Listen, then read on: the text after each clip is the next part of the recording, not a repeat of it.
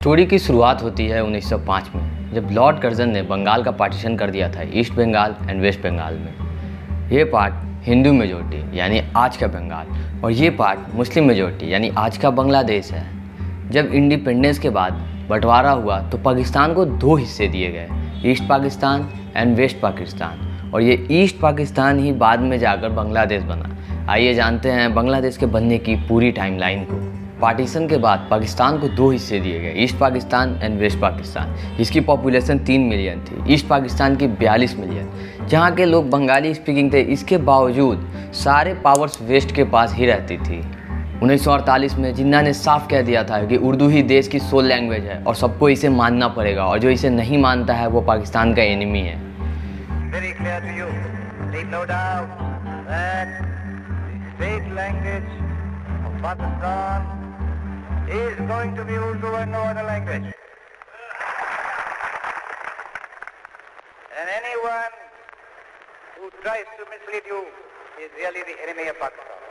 Without पर east Pakistan के लोग इसके विरोध में थे। वो चाहते थे कि बंगाल ही उनका भाषा रहे और उर्दू उन पे थोपा ना जाए। फिर आता है साल 1952, जब पाकिस्तान के गवर्नर जनरल ने उर्दू ओनली की पॉलिसी को डिफेंड किया और इससे बौखलाए लोगों ने मुस्लिम लीग के खिलाफ प्रोटेस्ट किए और देश भर में दंगे हुए। और ये प्रोटेस्ट और भड़क गई तब जब यूनिवर्सिटी ऑफ ढाका में 6 स्टूडेंट प्रोटेस्ट कर रहे थे, उनकी पाकिस्तान पुलिस द्वारा गोली मारकर हत्या कर दी जाती है। इसके बाद से ही सारे बंगाली यूनाइट हो जाते हैं और ये प्रोटेस्ट और तेज़ी पकड़ लेती है। 21 फरवरी को मदर लैंग्वेज के रूप में भी मनाया जाता है यूएन द्वारा, उनकी याद में जो लोग मारे गए थे लैंग्वेज रैली में। साल 1954 में ईस्ट पाकिस्तान में इलेक्शंस हुए, जिसमें यूनाइटेड फ्रंट, जिसमें अवामी लीग जैसी पार्टीज़ थी, इन्होंने मुस्लिम लीग को बहुत बुरी तरीके से हरा दिया। ये वही मुस्लिम लीग थी जिन्होंने पाकिस्तान बनाया था, पर ईस्ट के सेंट्रल गवर्नमेंट ने उनकी सरकार नहीं बनने दी और वहाँ गवर्नर रूल लगा दिया। फिर आता है साल 1956, पाकिस्तान में कॉन्स्टिट्यूशन लागू हुआ और एक इस्लामिक नेशन घोषित किया गया।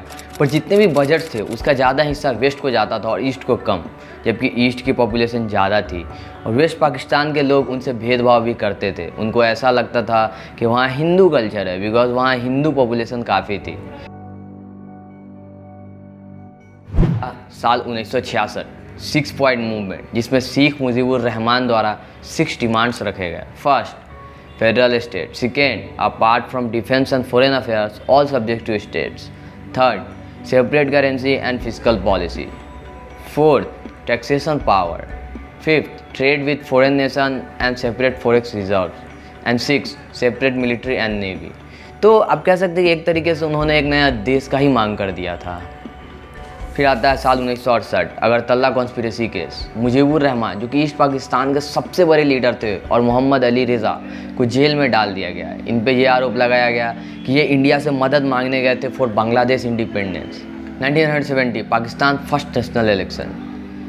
300 कंस्टिट्यूंसीज के लिए वोट हुई, जिसमें 162 सीट ईस्ट पाकिस्तान में थी और 138 सीट वेस्ट पाकिस्तान में।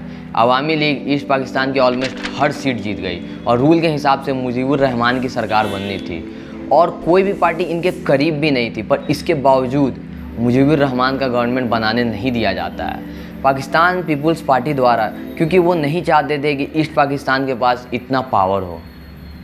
फिर आता है 7 मार्च 1971, मुजीब ने एक प्रो इंडिपेंडेंस रैली बुलाई ढाका में, जिसको कि 20 लाख लोगों द्वारा अटेंड किया गया और उन्होंने साफ कह दिया कि उनको सेपरेट मुल्क चाहिए।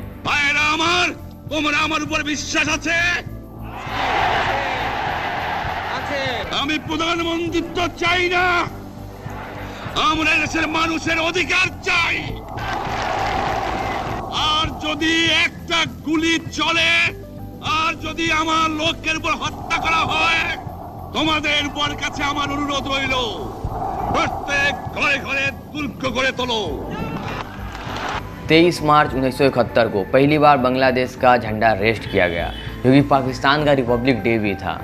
उसके बाद 26 मार्च 1971 को पाकिस्तान आर्मी द्वारा ऑपरेशन सर्च लाइट लॉन्च किया गया और उन्होंने बहुत से लीडर्स, इंटेलेक्चुअल्स को मार दिया और मुजीबुर रहमान को अरेस्ट कर लिया।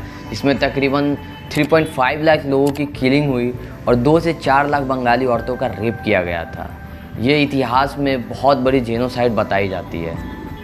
फिर जुलाई 1971 में बहुत से हिंदू रिफ्यूजीज इंडिया में आ गए और इसके कारण इंडिया में रिलीजियस टेंशन बढ़ने का डर था और इतनी सारी लोगों को शरण दे पाना इंडिया में इंडिया के लिए इकोनॉमिकली सूटेबल नहीं था और इंडिया चाहती थी कि पाकिस्तान का विभाजन हो, क्योंकि पाकिस्तान इंडिया का दुश्मन है, ये तो हम सब जानते हैं।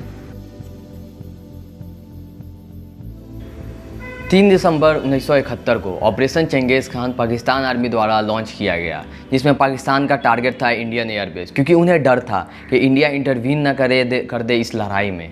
Pakistan air force launches air strike against Indian airfield in the western sector including Amritsar, Pathankot, Srinagar, Awantipora, Ambala, Sirsa, Halwara and Agra. और जवाही कार्रवाई में इंडियन एयरफोर्स ने भी रिटेलिएट किया और वार दोनों तरफ से स्टार्ट हो गई। इसमें फिर यूएस ने भी इंटरवीन किया। अपनी इस वार यूएस और यूके ने बे ऑफ बंगाल में अपने शिप्स उतारे जो कि 75,000 टन्स के थे और 70 फाइटर एयरक्राफ्ट थे। इसके विरोध में इंडिया के पास केवल INS विक्रांत था जिस पे केवल 20 फाइटर जेट्स थे। पर all thanks to peace and friendship treaty जो कि 9 अगस्त 1971 को भारत और USSR के बीच साइन किया गया था, जिसके अंतर्गत रसिया को भारत को डिफेंड करना था in case of external aggregation. फिर क्या, रसिया ने न्यूक्लियर आर्म फ्लोटिला सबमरीन्स भेज दिए जो कि कैपेबल था US UK को रोकने के लिए। और फिर US एंड UK की आर्मी बे ऑफ बंगाल में इंटर ही नहीं की रसिया के डर से। और फिर इंडिया ने मुक्ति वाहिनी को सपोर्ट कर पूरे ईस्ट पाकिस्तान को अपने कब्जे में ले लिया। और फिर 16 दिसंबर 1971 को 93,000 पाकिस्तानी सोल्जर्स ने सरेंडर किया और फाइनली बांग्लादेश एक नया देश बन गया। 1970 वार को इंडिया का फाइनेस्ट वार कहा गया है, जिसमें सब कुछ इंडिया ने बहुत फाइनेस्ट वे में संभाला और बहुत स्ट्रेटेजिकली डिप्लोमेटिकली संभाला। इंडिपेंडेंस के बाद भी बांग्लादेश में कई चैलेंजेस आए, फिर भी आज Bangladesh one of the fastest growing economy है। उसकी बात हम नेक्स्ट वीडियो में करेंगे। यार ये वीडियो बनाने में काफ़ी मेहनत लगती है, मैं अकेला ही सब कुछ करता हूँ, एडिटिंग से लेकर रिकॉर्डिंग से लेकर और रिसर्च वर्क से लेकर हर कुछ। तो अगर आप मुझे सपोर्ट करना चाहते हैं तो प्लीज़ मेरे चैनल को सब्सक्राइब कर दें और इस वीडियो को शेयर कर दें और लाइक कर दें। Thank you.